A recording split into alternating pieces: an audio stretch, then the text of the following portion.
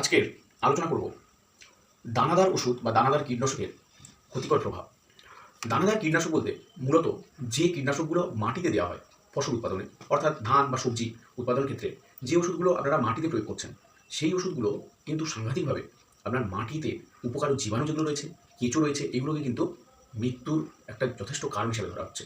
এবং শুধু তাই নয়, আপনার পরিবেশ কিন্তু দূষণ হচ্ছে, মাটি দূষণ হচ্ছে এবং জল পর্যন্ত দূষণ হচ্ছে এই কিন্তু দানাদার কীটনাশকের জন্য। তাই দানাদার কীটনাশক আপনারা যতটা সম্ভব কিন্তু এড়িয়ে গিয়ে ফলিয়ার স্প্রে বা পাতায় যে সমস্ত ওষুধগুলো বা কীটনাশকগুলো আপনারা ব্যবহার করেন ফসল উৎপাদনে, কীট পোকা দমনে, তো সেই ওষুধগুলো কিন্তু আপনারা ব্যবহার করতে পারেন। সেখানে আপনারা কিন্তু এই যে ক্ষতিকর দিক বা সাইড এফেক্টটা কিন্তু অনেকটা কম হবে।